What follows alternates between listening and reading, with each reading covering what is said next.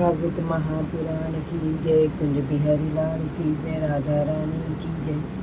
भगवान श्री कृष्ण के सभी भक्तों को राधे राधे। जय श्री कृष्ण। आज मैं आपको सुनाऊंगी भागवत महापुराण में पंचम स्कंद में 10वां अध्याय जड़ भरत और राजा रघुगण की भेंट। श्री सुखदेव जी ने कहा, राजन, एक बार सिंधु सो देश का राजा रघुगण पालकी पर सवार कहीं जा रहा था। जब वह यशुमती नदी के किनारे पहुंचा तब पालकी उठाने वाले जमादार को एक हार की जरूरत पड़ी। तभी उसकी दृष्टि उधर घूमते हुए हट्टे कट्टे जड़ भरत पर पड़ी तो उसने उसे पकड़कर राजा की पालकी के कहारों के साथ जोड़ दिया। महात्मा भरत यद्यपि इस प्रकार के कार्य के योग्य नहीं थे, परंतु उन्होंने कुछ नहीं कर पालकी के साथ चलने लगे।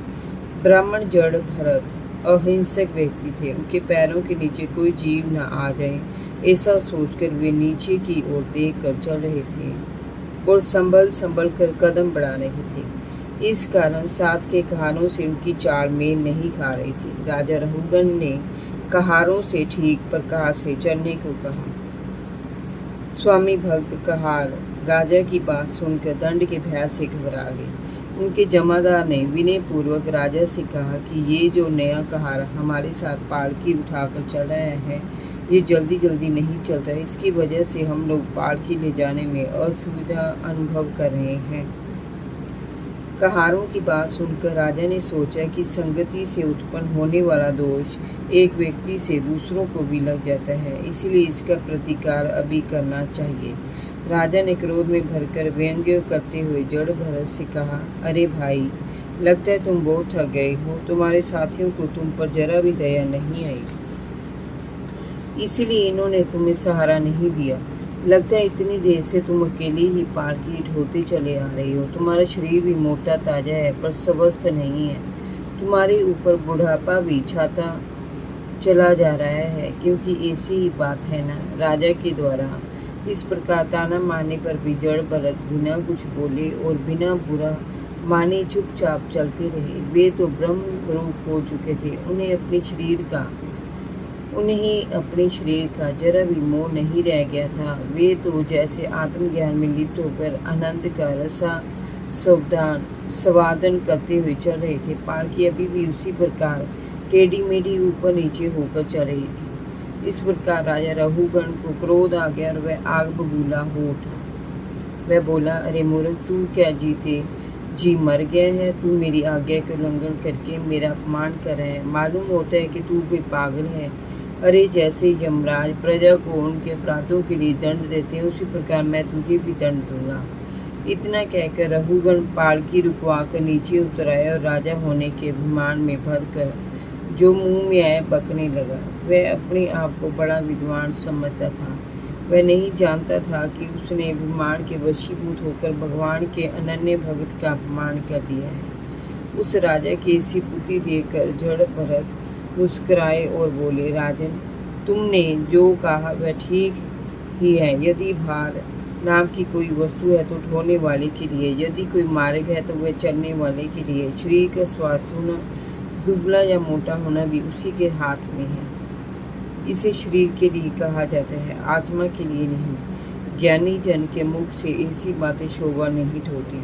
स्थूलता, कुष्ठा आदि व्याधि, भूख प्यास, भय कलेह, इच्छा बुढ़ापा, निद्रा, प्रेम, क्रोध, शोक और अभिमान, ये सारे धर्म शरीर का अभिमान करने वाले में रहते हैं। मुझ में इनका लेश मात्र भी अंश नहीं है। हे राजन, तुमने जो मरने, जीने और दंड देने की बात कही है, इसके लिए मैं यही कहता हूँ कि जितने भी विकारी पदार्थ हैं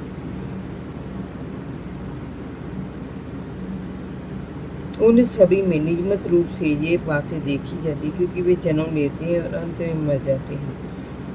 हे यशस्वी नरेश, जहाँ स्वामी सेवक भाव स्थिर होता है, वहीं पर आज्ञा पालन का भाव नियमित रूप से नियमबद्ध होता है। तुम राजा और मैं प्रजा हूँ। इस प्रकार की भेद बुद्धि के लिए मेरे पास अवकाश नहीं है। परमार्थ की दृष्टि में कौन स्वामी और कौन सेवक, इसका निर्णय कैसे किया जा सकता है? फिर राजन, यदि तुम्हें राजा होने का अभिमान है तो कहो, मैं तुम्हारी क्या सेवा करूं? वीरवर, मैं मत उन्मत्त, पागल और मूर्ख जड़ भरत अपनी ही स्थिति में रहता हूँ। मुझे दंड देकर तुम्हें क्या हाथ लगेगा? यदि मैं मूर्ख और पागल हूँ, जड़ और प्रमादी हूँ, तो मुझे शिक्षा देकर तुम पीसी हुई रेत को ही पुनः पीसोगे, तब तुम्हारा परिश्रम व्यर्थ ही जाएगा। राजन, मुनिवर जड़ भरत के यथार्थ तत्व के उपदेश को सुनकर राजा रहुगण का मुख खुला का खुला रह गया। जड़ भरत शांत भाव से फिर पालकी को उठाने लगे, परंतु राजा ने उन्हें रोक दिया। उसका सारा राजमद दूर हो गया था। वह जड़ भरत के चरणों में गिरकर क्षमा मांगने लगे। बोला, हे देव, आपने यज्ञोपवीत हाथ धारण किया हुआ है। आप इस प्रकार स्वच्छ छंद रूप से विचरण करने वाले कौन हैं? आप किसके पुत्र हैं? क्या आप दत्तात्रेय आदि अवधूतों में से कोई हैं? यहाँ आपका आना कैसे हुआ?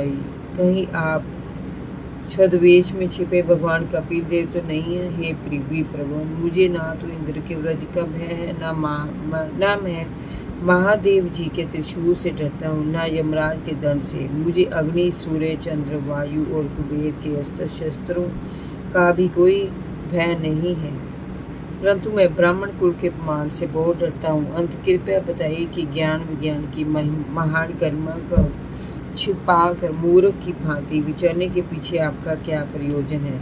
विषयों से आप सर्वथा अनासक्त है। राजा ने गिड़गिड़ाते हुए कहा, मैं आपके रहस्य को नहीं जान पा रहा हूँ। आपके युक्त वाक्यों को सुनकर मेरी बुद्धि चकरा रही है। कृपया अपना परिचय दें। मैं आत्मज्ञानी मुनियों के परम गुरु भगवान श्री हरि की ज्ञान शक्ति के अवतार योगेश्वर कपिल देव जी के पास ये पूछने जा रहा था कि इस लोक में एकमात्र शरणागत वत्स कौन है? कहीं आप मेरी परीक्षा लेने कपिल मुनि तो नहीं है? प्रभु, मेरा भ्रम दूर कीजिए। हे दीन बंधु, राजा होने के अभिमान में पागल होकर मैंने आप जैसे परम साधु का अपमान कर दिया। आप कृपया करके मेरी दुष्टता को क्षमा कीजिए। आप श्री के अभिमान से पूरी तरह मुक्त हैं और विश्व आत्म श्री हरि के अनन्य भक्त ज्ञान जान पड़ते हैं, इसलिए मेरे द्वारा किए गए अपमान का आपके ऊपर कोई प्रभाव नहीं पड़ा। परंतु साक्षात त्रिशूल पानी भगवान महादेव के समान प्रभावशाली होने पर भी अपने इस अपराध बोध से मैं निश्चित रूप से अल्प समय में ही नष्ट हो जाऊंगा। मुझे लग रहा है, मुझे क्षमा करें। जय जय श्री राधे। भागवत महापुराण की जय। भगवान श्री कृष्ण के सभी भक्तों को राधे राधे। जय श्री कृष्ण।